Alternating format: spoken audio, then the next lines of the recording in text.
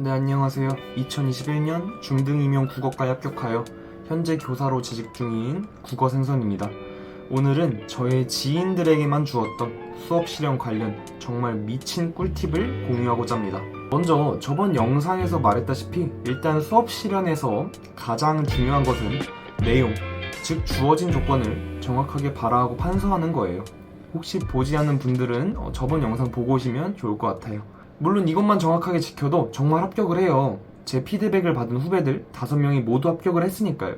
하지만 본인이 1차 컷에 근접한 수험생, 그리고 내가 교사스러운 표현이 부족하다고 느껴지는 수험생은 이것만으로 부족함과 불안감을 많이 느껴요. 무언가 더 특별한 게 필요한데? 라는 생각을 합니다. 저의 경험을 말씀드릴게요. 저는요 1차 컷에서 플러스 3 정도의 점수를 받았습니다. 일단 절대 낮은 점수는 아니었어요. 하지만 그렇다고 안심할 점수도 아닌 되게 애매한 상황이다 라는 판단을 했습니다. 따라서 조건 지키기 이외에 내 수업을 특별하게 만드는 방법이 무엇이 있을까 많은 고민을 하고 연구했습니다. 그 방법이 바로 오늘 영상의 핵심입니다. 바로 수업 실현 구성 요소 간의 유기적인 연결 관계를 만드는 것이었어요.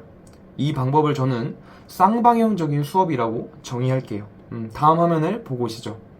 먼저 수업 실현의 구성 요소를 살펴볼게요. 아마 대부분의 교과가 해당 구성 요소는 그대로 따라갈 거예요.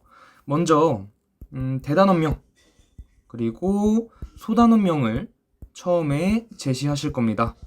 그 이후에 수업 실현 구상지에 써있는 학습 목표를 왼쪽에 제시하실 거예요. 그 이후에 도입 단계로 이제 넘어와서 아마 동기부여 영상을 보여주는 어떤 활동을 하는 단계가 분명 하나 있을 겁니다. 그 이후에 우리가 이제 전개 파트로 넘어와서 학습 활동 첫 번째를 하실 겁니다. 이거는 아마 구상지에 이미 제시되어 있는 경우도 있을 거예요. 그 이후에 학습 활동 두 번째로 넘어가시겠죠? 이거는 아마 조건으로 하셔야 될 거고, 그 다음에 학습활동 세 번째가 선택적으로 있는 경우도 그리고 없는 경우도 있을 거예요. 그리고 마지막으로는 앞에 한 학습활동을 교사와 학생 간의 상호평가 혹은 학생과 학생 간의 어떤 상호평가를 하는 단계가 있을 거예요. 그렇다면요, 일방향적인 수업은 제가 말씀드린 구성 요소를 그대로 물 흐르듯이 따라가는 겁니다. 이렇게요. 단원말하고 학습 목표, 동기부여, 학습활동 첫 번째, 두 번째, 세 번째, 그리고 마지막 상호평가. 이게 보통의 수업의 방식이에요. 그리고 이 수업의 방식이요. 네, 절대 이상한 거 아닙니다. 내용이 알차고 표현만 자연스럽다면 이 방법이 제일 좋죠. 하지만 조금 더 내가 특별함을 주고 싶다. 내용을 좀 더 풍부하게, 그리고 표현을 좀 더 풍부하고 알차게 하고 싶다면 제가 말씀드린 쌍방향적인 수업을 해보는 겁니다. 그 방법은요, 간단합니다.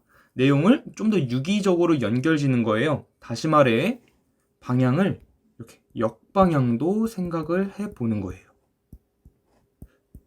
되게 단순하죠?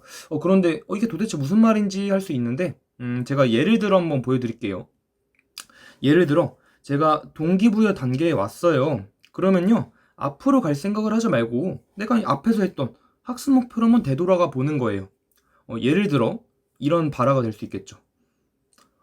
여러분, 우리 방금 동기부여 영상을 봤어요. 근데 선생님이 이 영상을 괜히 보여준 걸까요? 아니죠. 우리 아까 봤던, 그렇죠, 학습 목표랑 연결을 지어서 생각을 해봐야죠 라는 멘트들. 혹은 또 다른 예시, 제가 학습활동 첫 번째 단계를 하고 있어요. 그러면 바로 두 번째 학습활동으로 넘어가는 게 아니라 앞에 했던 학습 목표를 살짝 건드려 주는 거예요. 예시를 들어볼게요. 여러분, 우리 학습활동 첫 번째를 봤습니다. 근데 여러분, 이거 방금 말한 학습 목표가 생각나지 않나요? 라는 멘트들 혹은 단원을 건드릴 수도 있는 거예요. 여러분, 학습활동에서 계속 반복되는 키워드들이 있었잖아요. 반복되는 단어들이 있었잖아요. 그거 우리 어디서 본 것 같지 않아요? 바로? 그렇죠. 대단원명에 있던 단어와 계속 같은 단어가 나오죠. 라면서 연결짓는 것들이에요. 사실 방법이 절대 어렵지 않죠. 네, 절대 어렵지 않습니다. 하지만 이 간단한 수업 실현의 방법 하나가 되게 커다란 좀 풍부함, 효과를 불러일으킬 수 있습니다. 네, 잘 보고 오셨나요? 일단 이 방법이 줄 수 있는 효과를 세 가지 말씀드릴게요.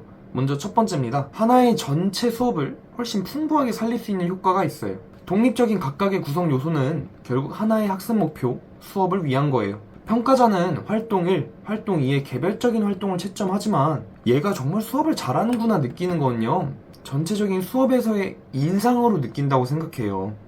일반형적인 수업은 각각의 요소를 정확하게 제시하지만 하나의 수업이란 느낌을 조금 주기 어려울 수 있어요. 하지만 쌍방향적인 수업은 이 수험생이 하고 있는 학습활동이 이 학습 목표를 위한 거구나, 각 학습활동의 목적성이 분명하네 라는 생각이 들게 해요. 즉 수업의 전체적인 풍부함을 모두 살릴 수 있습니다. 두 번째는 평가자에게 현재 하고 있는 조건을 보다 정확하게 어필할 수 있어요. 일방향적인 수업을 하면 이 수험생이 이 조건을 했었나? 라는 생각이 들 수 있어요. 평가관 입장에서는 하루에만 수십 명이 똑같은 수업을 보니까요. 심지어 녹화를 하지도 않죠. 지나가는 그런 발화와 판서를 통해 평가합니다. 그래서 일단 판서에 남겨두는 게 정말 중요해요. 어쨌든 다시 본론으로 돌아와서 쌍방향 수업을 통해 계속해서 앞에서 했던 조건과 현재 내가 하고 있는 조건, 해야 하는 조건을 언급해 줌으로써 얘가 지금 이거 하고 있구나, 평가관에게 정확하게 환기시켜주는 역할을 합니다. 세 번째는요, 수험생 본인 스스로 실수를 커버하면서 실현의 방향성을 잡아갈 수 있어요. 수업 실현에서 정말 많은 생각을 하게 돼요. 예를 들어 실현지를 자주 쳐다보지 말아야지, 웃는 표정으로 해야지, 판서를 또박또박하게 해야지 라는 정말 많은 평가 요소에 신경을 쓰게 돼요. 그러다 보면요, 나도 모르게 수업의 방향성을 잃는 순간이 와요. 나 뭐 해야 되더라? 백지가 돼요. 누구나 그런 순간이 있을 거예요. 이때 일방향적인 수업을 하게 되면 내가 실수했다는 티가 확 나요. 수험생 스스로가 역방향으로 돌아올 수 없다는 걸 인지하고 있으니까요. 그러면 수험자 본인도 당황하고 준비한 전부를 보여주지 못하게 되죠. 이때 쌍방향적인 수업은 앞에 이미 얘기했던 내용을 발화함으로써 본인 스스로도 내가 이 학습 목표에 대해 수업을 하고 있었지, 이 학습 활동을 얘기해야지 라는 방향을 다시 한번 되새기고, 조금 실수해도요 다시 전으로 돌아와도 된다라는 마음가짐으로 훨씬 여유롭게 임할 수 있어요. 사실 수업을 잘하는 선생님들은 이미 내재화되어 있는 방법이거든요. 하지만 그렇지 못했던 선생님들에게는 제가 지금 말씀드린 내용이 수업을 한층 더 업그레이드하는 방법이 될 것 같아요. 처음에는 이 방법이 부자연스러울 거예요. 되게 기계적이고 딱딱하고. 하지만 반복해서 연습하시다 보면 자연스러워지고 진짜 큰 무기가 됩니다. 이건 제가 장담하겠습니다. 오늘 영상의 핵심은 쌍방향적인 수업으로 유기적인 연결관계를 만들자입니다. 2차 준비 많이 힘드실 것 같아요. 그 힘듦을 누구보다 잘 알고 있고요. 조금만 더 고생하시면 분명히 밝은 빛을 볼 수 있는 날이 올 겁니다. 네, 감사합니다.